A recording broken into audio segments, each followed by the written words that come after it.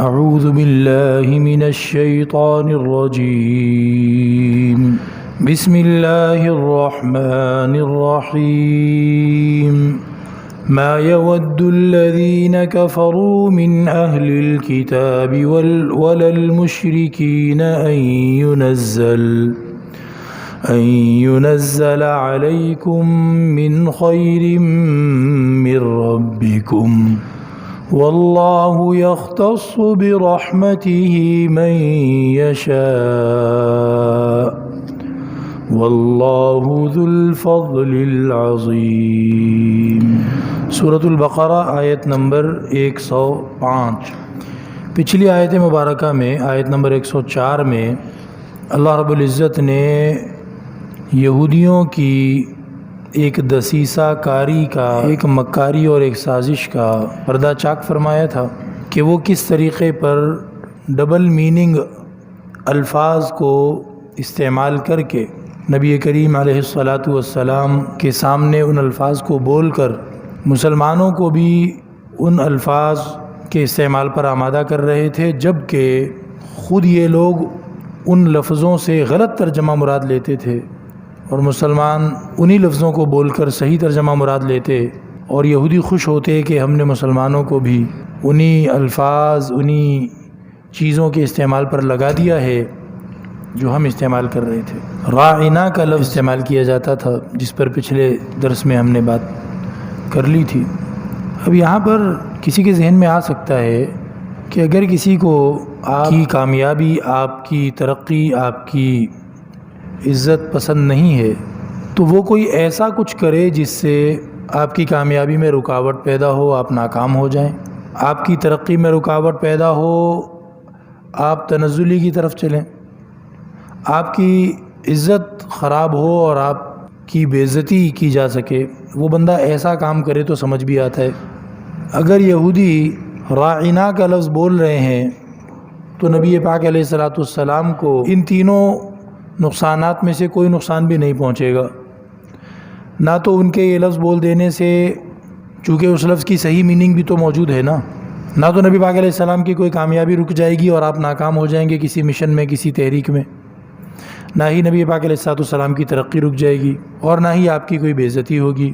تو یہ بے مقصد سا لگتا ہے، فضول سا لگتا ہے، تو اس لیے اس پر سمجھ نہیں آ رہا کہ یہ کیوں ایسا وہ کریں گے اور اللہ رب العزت اس پر کیوں منع فرمائیں گے کہ تم ایسا نہیں کیا۔ یہ تو ربط ہے ما قبل سے اگلی آیت کا، تو اگلی آیت میں گویا اللہ رب العزت نے اس کا جواب دے دیا کہ یہ بے مقصد سا جو لگتا ہے، یہ اس طرح تو بے مقصد ہی ہے جیسے سوال میں پوچھا گیا، لیکن بات یہ ہے کہ حسد اور جلن یہ ایسی بیماری ہے کہ اس کا شکار افراد خود نفسیاتی مریض ہوتے ہیں اور وہ اسی طرح کی حرکتیں کر کے اپنے دل کی تسکین کرتے ہیں اور وہ سمجھتے ہیں کہ ہم نے کوئی بہت بڑا کام کر لیا، حالانکہ چاند پر تھوکے تو اپنے ہی منہ پہ آتا ہے۔ تو اللہ رب العزت نے جو جواب دیا اس کا خلاصہ اور حاصل یہی ہے کہ ان کو جلن اور حسد ہے۔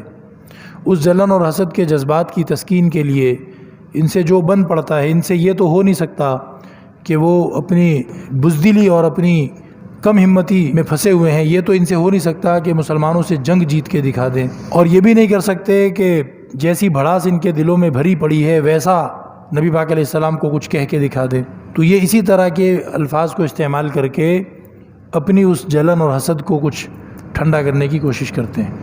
آج بھی دنیا میں کچھ ایسی شکایتیں سامنے آتی ہیں کہ جی فلاں، اب آپ مجھے یہ بتائیے، مختلف ممالک میں جو مختلف بدبخت قسم کے لوگ قرآن کریم کی توہین کر کے یا قرآن کریم کو آگ لگانے کی بات کر کے، وہ کیا مطلب اس سے کیا فرق پڑتا ہے؟ کیا ایسا کرنے سے کوئی ملک تباہ ہو جاتا ہے؟ کیا ایسا کرنے سے مسلمان سارے مر جاتے ہیں؟ بظاہر ایسا کرنے سے کچھ ہوتا نہیں ہے کہ جناب کوئی کامیاب ہو گیا تھا تو جب قرآن کو آگ لگانے کی بات کی گئی تو وہ ناکام ہو گئے، جب کوئی ترقی کر رہا تھا تو جب یہ بات کر دی گئی تو وہ ان کی ترقی ختم ہو گئی، وہ پتھر کے دور میں پہنچ گئے واپس۔ کچھ بھی نہیں ہوتا، جو معاملات ہیں وہ اسی طریقے پہ چل رہے ہوتے ہیں، اور بے ادبی کرنے والا بے ادبی کر کے وہ اصل میں بس ایک اندر کی جلن اور حسد ہے، اس کو لگتا ہے کہ مجھے سکون مل گیا۔ تو یہ اسی سے جڑی ہوئی بات ہے جو ان آیتوں میں کی گئی۔ اگلی آیت کی ترجمے اور تشریح میں جانے سے پہلے پچھلی آیت کے بارے میں ایک اہم نوٹ ذہن میں رکھا جائے۔ اب تک جو سورہ بقرہ کی شروع سے سورہ فاتحہ سے پھر سورہ بقرہ میں مضمون چلتا رہا، اس میں کہیں بھی اللہ تعالیٰ نے یا ایھا الذین آمنو کہہ کر خطاب نہیں فرمایا۔ یہ قرآن کریم کی سورتوں کی ترتیب کے حساب سے پہلی آیت آتی ہے قرآن پاک میں جس میں اللہ تعالیٰ نے ڈائریکٹ ایمان والوں سے بات کی ہے۔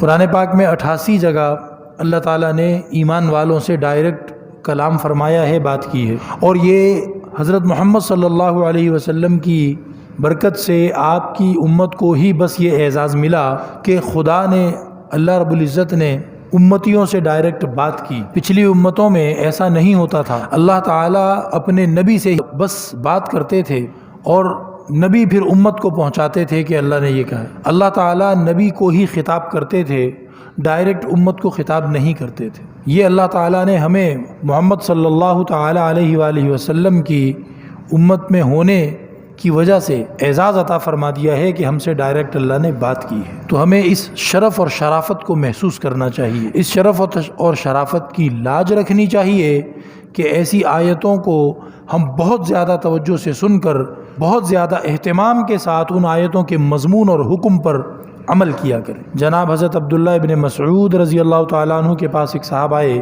کہ اے عبداللہ مجھے وصیت فرما دیجئے، مجھے کوئی نیکی کی، کوئی کام کی اچھی بات بتا دیجئے۔ تو حضرت نے فرمایا کہ اللہ تعالیٰ جہاں بھی قرآن پاک میں یا ایھا الذین آمنو فرماتا ہے وہاں اللہ تجھ سے بات کرتا ہے، تو تجھے چاہیے کہ جب بھی ایسی آیت پر تو پہنچے تو اس وقت اپنے دل کے کانوں کو کھول، اپنے دماغ کو، اپنی فکر کو اس آیت کے مضمون کی طرف متوجہ کر اور پوری ہمت کے ساتھ اس آیت کے حکم پر عمل کرنے والا بن کے دکھا کہ اللہ تعالیٰ نے تجھ سے ڈائریکٹ بات کی ہے، تجھے خود اللہ نے کہا ہے یہ۔ تو اس لیے اس طرح کی آیتوں کو بہت زیادہ شوق، رغبت اور اس پر عمل کرنے کی ہمت کے ساتھ لینا چاہیے۔ اللہ تعالیٰ مجھے اور آپ کو اس کی توفیق عطا فرمائے۔ اگلی آیت دیکھیے، ما نہیں، ما نافیہ ہے نہیں، یودو وداد کہتے ہیں پسند کرنے کو، محبت کرنے کو، چاہنے کو۔ یودو تو نہیں پسند کرتا، کون؟ الذین وہ سارے لوگ کہ جو کفرو کافر ہوئے، نہیں پسند کرتے وہ سارے لوگ کہ جو کافر ہوئے، من اہل الکتاب کتاب والوں میں سے، وللمشرکین اور نہ ہی پسند کرتے ہیں مشرک لوگ۔ ان دونوں طبقات کو پسند نہیں ہے۔ کیا پسند نہیں ہے؟ این یہ بات کہ ینزلہ نازل کیا جاوے، ان کو پسند نہیں ہے یہ بات کہ نازل کیا جاوے علیکم تم پر، من کچھ بھی، ذرا بھی، خیرن بھلائی، ذرا بھی بھلائی نازل کی جائے تم پر، ان کو یہ پسند نہیں ہے۔ من ربکم تمہارے رب کی طرف سے، انہیں بہت برا لگتا ہے کہ خدا نے ان کو کوئی ہدایت، کوئی بھلائی، کوئی بہتری، کوئی اعزاز کیوں نصیب کر دیا۔ وہ اس سے حسد اور جلن میں مرتے ہیں، اور اسی حسد اور جلن کی وجہ سے پچھلی آیت میں مذکورہ حرکت جیسی نامعقول حرکتیں بھی کرتے ہیں، اور اس سے آگے بڑھ کر مسلمانوں کو نقصان پہنچانے، مالی، جانی اور آبرو کے اعتبار سے مسلمانوں کو نقصان پہنچانے میں کوئی دقیقہ نہیں اٹھا رکھتے، کوئی کسر نہیں چھوڑتے۔ یہ اللہ رب العزت نے کافروں کی نفسیات مجھے اور آپ کو بتا دی ہیں، اور آج میڈیا کے زیر اثر سادہ لو حالات پر نظر نہ رکھنے والے عام مسلمان وہ کافروں کو، کافروں کی بعض تنظیموں کو، کافروں کے بعض ممالک کو اپنا وفادار، اپنا ہمدرد، اپنا غمخوار اور مددگار سمجھتے ہیں۔ بھیڑیے نے بکریوں سے کہا کہ نیچے گھاس کم ہے، اوپر آؤ، یہاں گھاس زیادہ ہے، سرسبز ہے اور خوشبودار ہے، گھنی ہے، یہ گھاس کھاؤ گے بہت مزہ آئے گا۔ تو بکریوں نے کہا اوپر چلتے ہیں۔ بوڑھی بکری بولی کبھی بھی مت جانا، ہرگز نہیں جانا۔ بولا لیکن وہ کہہ رہا ہے، کہا کہ اسے تمہاری خوراک کی فکر نہیں ہے، اسے اپنی خوراک کی فکر ہے۔ تو اگر آج کا کافر مسلمانوں کو کسی قسم کی کوئی ریلیف دیتا ہے، کوئی مدد دیتا ہے، کوئی تعاون کرتا ہے، کوئی قرضہ دیتا ہے، کوئی ہاتھ بٹانے یا ساتھ دینے کی پیشکش کرتا ہے، تو ہمارے مسلمان ان کم عمر بکریوں کی طرح دوڑ پڑتے ہیں۔ کوئی کہتے ہیں امریکہ ہمارا دوست ہے، کوئی کہتا ہے چائنا ہمارا دوست ہے، کوئی کہتا ہے انگلینڈ ہمارا دوست ہے، کوئی کہتا ہے جی ان سے ہمارا بزنس چلتا ہے، کہتا ہے وہاں سے مدد آتی ہے۔ یاد رکھو یہ وہی مدد ہے جو بھیڑیا بکریوں کی کر رہا تھا کہ انہیں اچھی گھاس کے لیے اوپر بلا رہا تھا۔ تو بوڑھی بکری نے کہا اس کو تمہاری خوراک کی فکر نہیں ہے، اس کو اپنی خوراک کی فکر ہے، جب تم اوپر جاؤ گی تو تم میں سے کسی کو کھائے گا وہ۔ تو اللہ رب العزت نے بتا دیا یہ کبھی بھی خوش نہیں ہوتے تمہیں کوئی بھلائی پہنچے۔